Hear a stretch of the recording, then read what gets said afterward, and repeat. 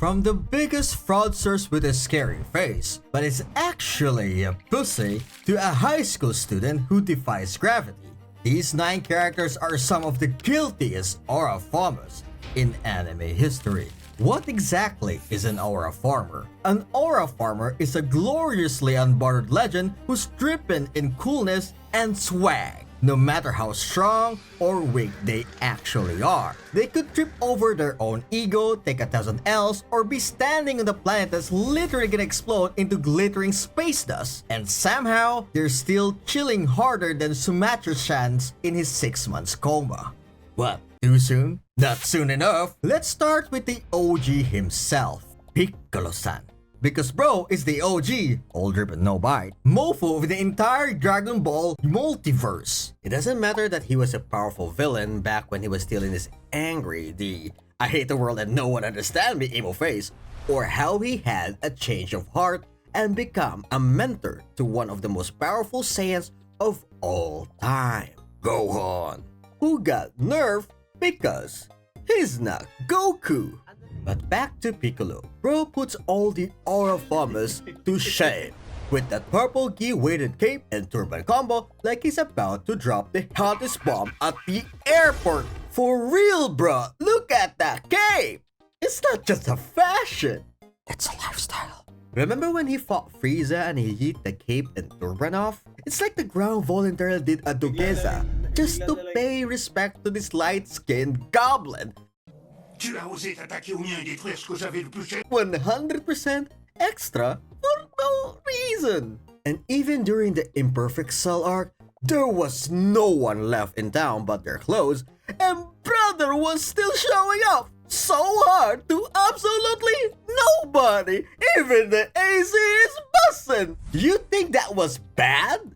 This next scene will prove his guilt. Before he fought Cell, the 2 brothers had a smirk off just to vibe check battle each other. Piccolo hit him with a light skin stare, and that was pretty much checkmate. Even Cell was surprised by how much aura he was able to blow in a single second. He looked like he was about to do an SSJ transformation, but ended up looking the exact the same. The only thing that changed was he got a little bit shinier. He oiled up in the smoke and maxed out the vibrator he hid in his green ass. And then, it started short-circuiting and making the literal ground shake. Cell attacked with the 1-3 business day delivery key blast. Easily dodgeable, but no. Piccolo didn't dodge. He just wanted it away. Bro was acting all nonchalant, but judging from his body language, brother really regretting that shit. He's sweating balls, man. His aura farming is literal art. Check this out. After the vibe check, Piccolo and Cell started throwing hand, and Piccolo blessed us with this move of pure aura farming mastery. Clip this, Gohan! Brother went out of bounds and did a literal Olympic level triple spin back shot and putting Cell on all 4s. But what really gets me is the fact that Uncle loves to save the day, especially when the Saiyan kids are involved. It's like that time when he saved Gohan from a key blast and had an overly drawn out Mexican telenovela death scene, or when he saved that kid from Broly that one time. At some point, Gohan even wanted to dress like him. Bro even snugged an entire musical number just to profess his love for his dad. Oh, and remember that time when he trains with Goten and Trunks for the fusion dance? Dude was acting like he was a wise mentor with all the answers, dropping cryptic one-liner like Yoda if he was 7 feet tall. It's like bro wanted to be another aura farmer who fights crime in a dark, grimy city with a boy's sidekick. Nah, I'm overthinking his green. Speaking of aura farming, before absolutely getting molested, get a load of this guy. Meet the sparkless, rose-throwing cape-flipping king of questionable usefulness, Tuxedo Mask. This dude, aka Mamuro Chiba, rolls up looking like he's just escaped from a prom night, tossing flowers and dropping one-liners like he's the main character. But real talk, sometimes bro just serve more vibes than victories. That's why this meme was born.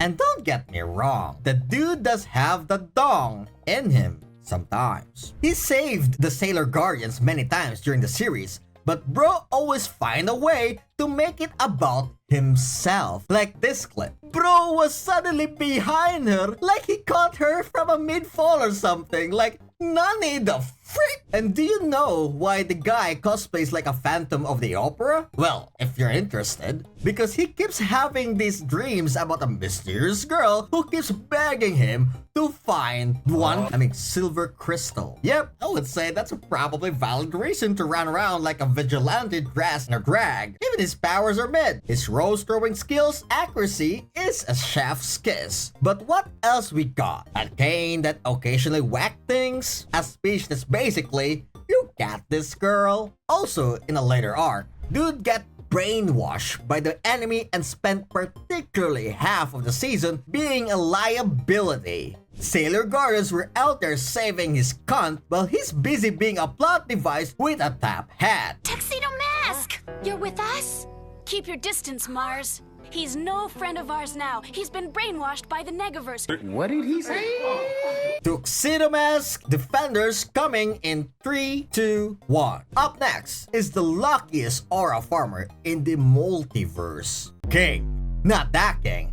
This king. Yep, that's right. These two got the whole Hero Association simping for his gift. Rocking the strongest man on earth title like it was his birthright. King's aura game is so strong, it's carrying his whole career. His actual fighting skills though? Straight up NPC energy. I doubt he will even survive if an NPC from Sims will kick his ass. Actually, probably he can, cause he's a good gamer. Better than Saitama at least. But this is what happens when you max out your charisma stats, but your strength is in the negatives. See, King can stare down a crowd of monsters with that stone cold face. Scars glowing like he's about to break the earth with their face. And all powered up by the King's engine, aka his heartbeat, which starting riving like V8. Wait a minute. That's not a superpower though. That's anxiety in 4K. Spoilers alert for those who haven't caught up yet. Turns out bro's reputation is built on accidents. King's been taking credits for Saitama's one shot ever since forever. Those times he defend massive monsters and life-ending threats, all Saitama's fist. But instead of Saitama getting recognition, it was King who was gathering the fame. Like a Guild Island owner bossing their workers around in Albion Online. He got no powers, no skill, just a face that screams, I could end you. And a heartbeat that sounds like a final boss stage.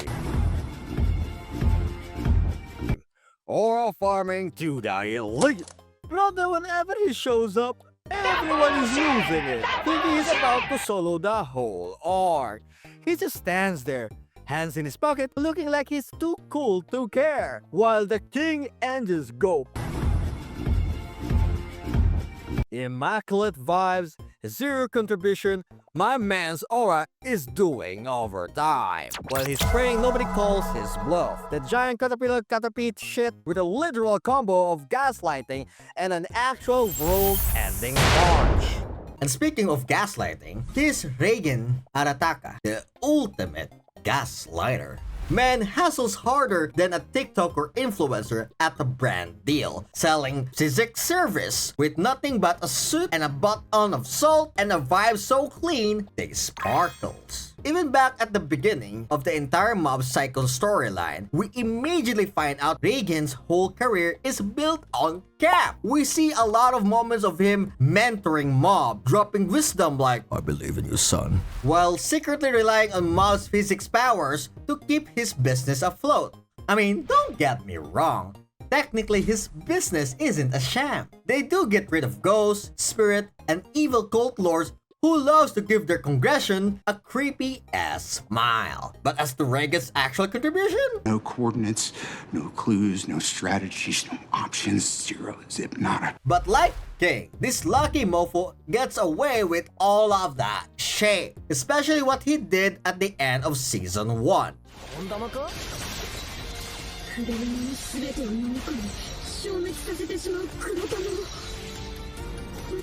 Or how he basically pulled off a self-defense rush on an unsuspecting teenage boy. Bro came out of nowhere and used Gomu Gomu no Gatling. It made me go diarrhea for 4 days. But I'm not gonna spoil it anymore. If you've seen it, you'll know what I'm talking about. But if you haven't, come on man, just watch that shit. Oh, that's real nice. Oh, apparently, there's this one guy called Sung Jin Woo. Yeah. He's pretty popular, I guess. I was told he won the best anime of the year in 2025. And the fans love him. Yeah. Yeah, you see? Everyone is so happy, man. Bro has so much aura, he got the normies to watch anime. Even Gigok loves him. Solo leveling.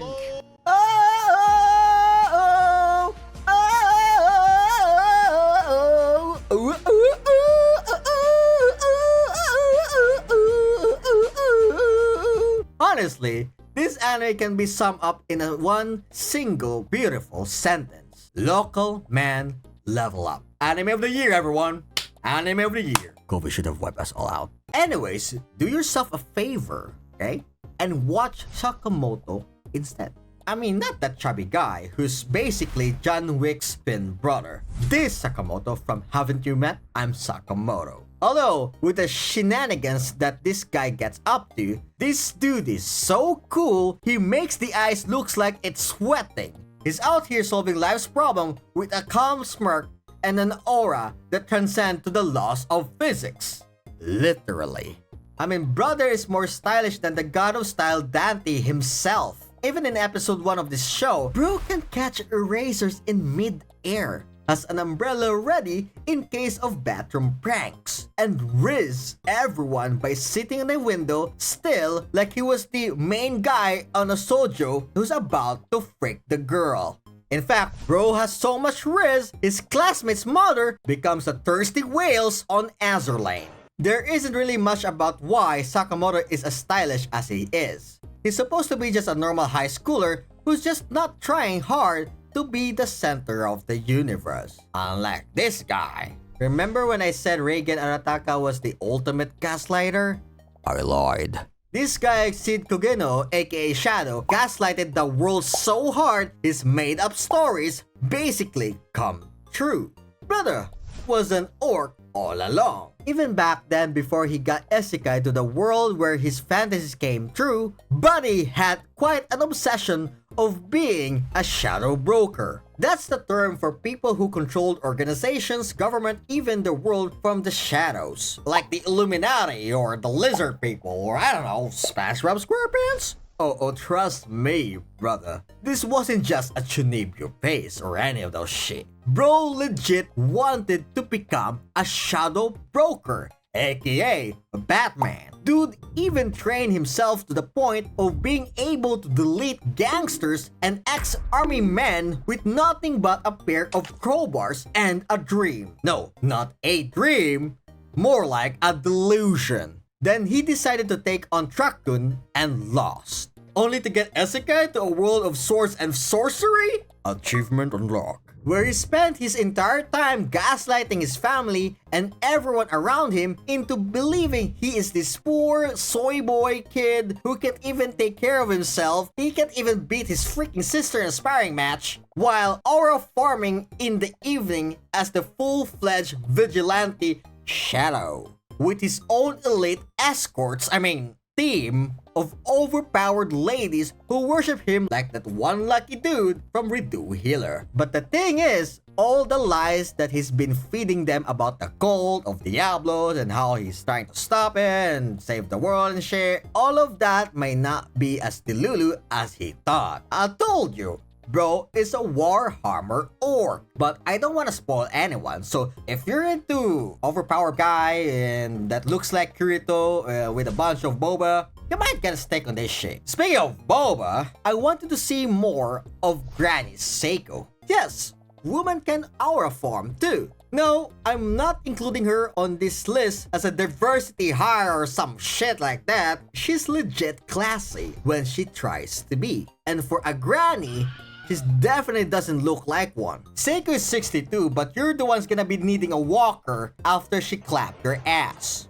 Rocking a long white hair in a top knot so iconic, it's particularly a character itself. Her fit screams, "I'm too cool for this dimension, baby." But whenever she gets cozy at home, that's where the real gooning begins. I mean, just look at this and tell me you ain't busting for that. I mean, I'm not gonna lie though, if this mom is gonna tell me to whip out my dome because she wants to check it out, I'm not gonna uninstall my pants from now on. No, I'm not the only one simping, right? Any reaction YouTubers on their channel knows and submit to Seiko's ISS supremacy. The only disappointing thing about Seiko is that there's not enough of her in the series, at least in season 1. But this aura farming queen can get it every time. And finally, at number 9, we have the Blue Lock's very own